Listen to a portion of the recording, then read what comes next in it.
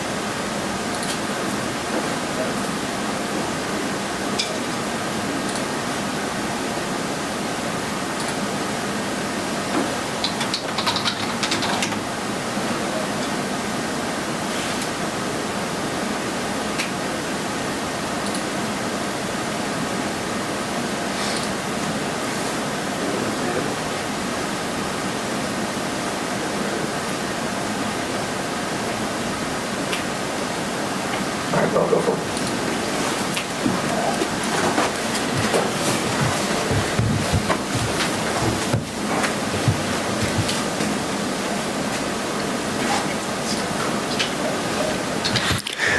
Good afternoon. Thank you for joining us. We asked you here today to provide some updated information regarding the early morning homicide from Sunday, the 25th, near 19th and O. Addressing you today will be Chief Ewens, and then also available for any additional questions would be Assistant Chief of Operations Stilley and Commander of our investigators, Miller.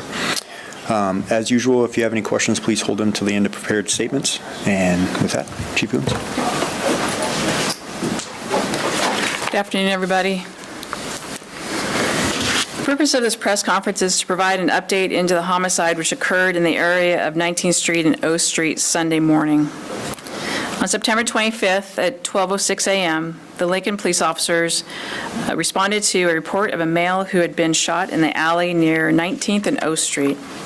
A firearm and two different calibers of shell casings were located at the scene. Officers and Lincoln Fire and Rescue medics located a male suffering from multiple gunshot wounds to the head and upper body and attempted life-saving measures. Tragically, the victim, identified as 33-year-old Robert Brannon of Omaha, was declared deceased at the scene. We have been working with the family of the victim. Our condolences go out to his family and friends. Due to the hard work of our responding officers, investigators, and crime scene technicians, we would like to announce the arrest of Rasta Fletcher for the murder of Mr. Brannon. He was lodged today for first-degree murder. At the scene, investigators scoured the area for surveillance video and were able to locate several that captured the shooting. The video shows the individuals encountering each other behind the local business in the alley. Mr. Fletcher produced a firearm and began firing at Mr. Brannon. Mr. Brannon went to the ground.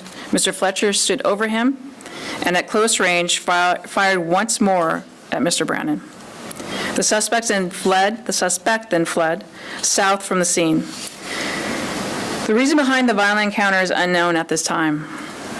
Based on other video in the area, our investigators were able to identify Mr. Fletcher as a suspect in this case and began looking for him. At approximately 10:45 a.m. today, Mr. Fletcher was located at 35th and Van Dorn Street and was taken into custody without incident. Based on video, we know that several people witnessed this incident, and we believe they have information that will be helpful to investigators. We encourage these individuals or anyone with information on this case to call either 402-441-6000 or make an anonymous report to Crime Stoppers at 402-475-3600. With that, I'll take questions if you have some. Do you know if they knew each other in any way? We're still looking into that. Were they at that business at any point? Do you know? We're still, the other people in the video can really clarify that for us, so we can understand a little bit more about why the interaction occurred to begin with. So we'd love to know that. What kind of firearm casings and what firearms did you find on the scene? Did you want to answer that question?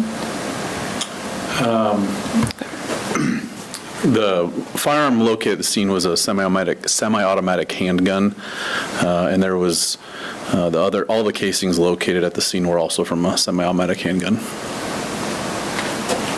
And have you found, I guess, the suspected murder weapon then, or? They'll have to go out to be examined before we can actually say. Well, I guess, if there's two cases, we found the second weapon that was involved. Possibly a second weapon. So when he was picked up, he did not have a weapon with him this morning. So we only can speculate at this point, in which, we really need to get the forensic back so we can actually say definitively. Did you guys have to warn the neighborhood when you were in at the time to notify people just to stay indoors or to shelter in place while you guys were looking for him? Is there a shelter in place order at all? You want me to take care of it? Yeah, please. So you're probably familiar that we work closely with Lincoln Public Schools, and that's very close to Southeast High School.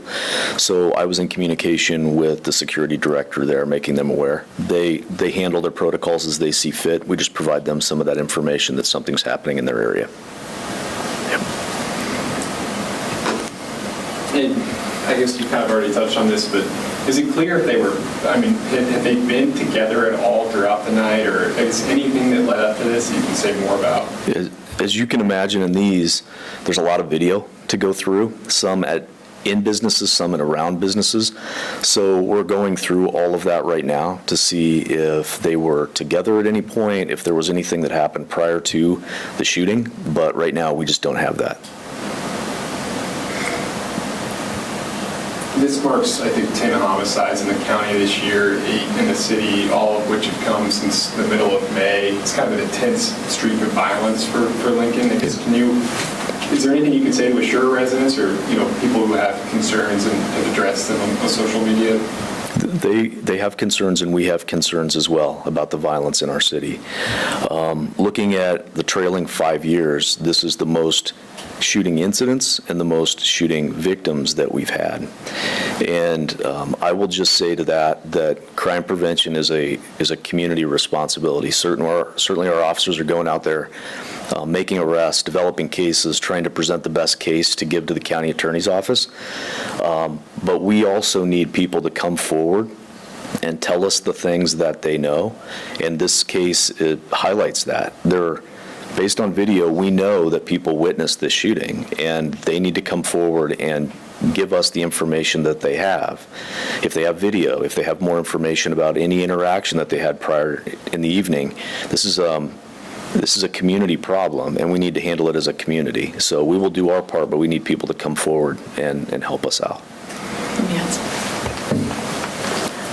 To your question, Andrew, I think, we also have to look at the fact that a lot of these shootings were gang-related.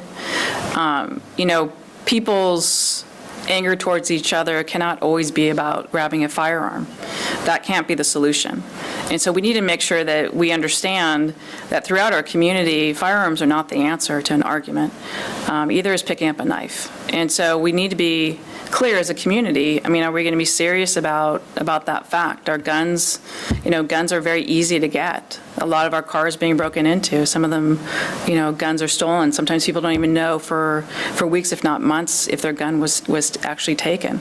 And so the availability of these guns is so important because we can actually stop that from happening. So people need to secure their guns, make sure they know where it is, and do the right thing. But, these arguments, a lot of them are spur-of-the-moment type of reaction. I don't know about, we're still looking into this case, but we really have to, examine it. We try to deter as much as we can when it comes to gangs, because our gang unit is working around the clock with other cities. And so if we can stop that violence from even happening before we know it's going to happen, then that's a huge win. And so anyone that has information about that, we want to stop it before it starts. And so that's an important aspect that people need to understand. I guess, are you guys investigating whether there was gang involvement in either of this weekend's shootings? We look at that for every case. And have But you- yes, we will be looking into that as well. We don't have anything at this point. With the other people you said were at the scene that might have seen anything, do you think any of those people were related to either of the people involved? We don't know that as of yet. Question for Captain Miller. You probably work closest with the investigative unit. What is this kind of rash of violence meant for your investigators who, were called there in the middle of the night and have to kind of spring into action? What does that do to that unit? Well, it creates a lot of sleepless nights for them. They've been fantastic, though. When we call at midnight, 1 o'clock, 2 o'clock in the morning, they're quick to answer and respond because they want to do the right thing and help. But they've been working really hard, and certainly it becomes frustrating when these things continue to go on. But it certainly is a kind of a light at the end of the tunnel, and we're able to make arrests so quickly on these cases. So they've been working hard, and I think they have a good attitude with it. So. Yeah, let me remind you that the closure rate for homicides is over 100%. I mean, they work very, very diligently. The officers on the street, our crime scene technicians, as well as our investigators. It's a lot of hard work, and it takes many, many hours to get to that point of prosecution.